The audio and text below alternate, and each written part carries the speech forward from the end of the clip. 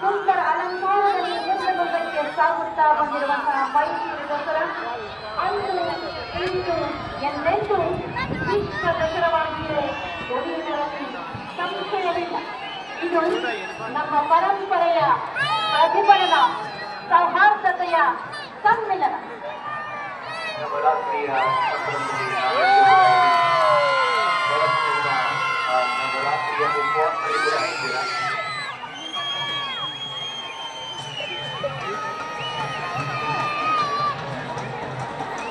ನಾಲ್ಕು ಪ್ರಮುಖ ನವರಾತ್ರಿಗಳನ್ನು ನಾವು ಕಾಣ್ತೀವಿ. ಆಷಾಢ ಮಾಸದ ನವರಾತ್ರಿ, ಮಾಘ ಮಾಸದ ನವರಾತ್ರಿ, ಚೈತ್ರ ಮಾಸದ ವಸಂತ ನವರಾತ್ರಿ ಮತ್ತು ಮಾಸದ ಶರನ್ನವರಾತ್ರಿ. ಭಗವಾನ್ ಶ್ರೀರಾಮನು ರಾವಣನ ಸಂಹಾರ ಮಾಡುವ ಮುನ್ನ ದೇವಿಯನ್ನ ವಿಶೇಷವಾಗಿ ಪೂಜಿಸಿ ಅವಳ ಕೃಪೆಗೆ ಪಾತ್ರರಾಗಿ ರಾವಣನ ಸಂಹಾರ ಮಾಡಿದ ಶರತ್ ಋತುವಿನಲ್ಲಿ ಬರುವ ಈ ನವರಾತ್ರಿ ಪ್ರಸಿದ್ಧ ನವರಾತ್ರಿ.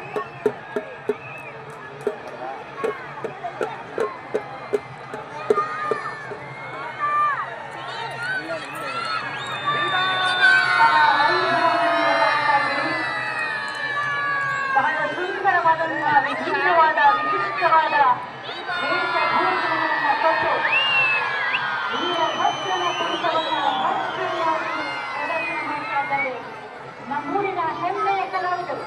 ಕರ್ನಾಟಕದ ಬೇರೆ ಬೇರೆ ಭಾಗಗಳ ಕಲಾ ಪ್ರಕಾರಗಳನ್ನ ಒಗ್ಗೂಡಿಸಿದೆ ನಮ್ಮ ಮೈಸೂರು ದಸರಾ ವಿಜಯದಶಮಿ ಮೆರವಣಿಗೆ. ರಾಜ್ಯದ ಮೂಲೆ ಮೂಲೆಗಳಿಂದ ಕಲಾ ತಂಡಗಳು ಇವತ್ತು ಈ ಒಂದು ಅಂಬಾರಿ ಮೆರವಣಿಗೆಗೆ ಸಾಗ್ತಾ ಇದೆ. ಸಮನ್ವಯಾಧಿಕಾರಿಗಳಾದ ಎಂ.ಡಿ. ಸುದರ್ಶನ್ ಅವರೆಲ್ಲ ನೇತೃತ್ವವಾಣಿಯನ್ನ ನೋಡ್ಕೊತಾ ಇದ್ದಾರೆ.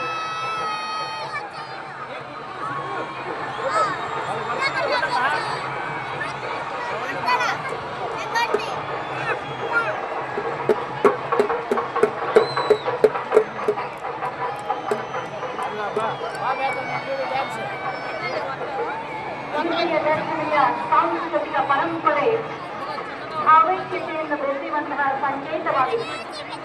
ನಾಡ ಹಬ್ಬ ಜನಸಾಮಾನ್ಯರ ಮನವನ್ನು ಸೆಳೆದಿದೆ, ಅಸಾಮಾನ್ಯರನ್ನು ಕೂಡ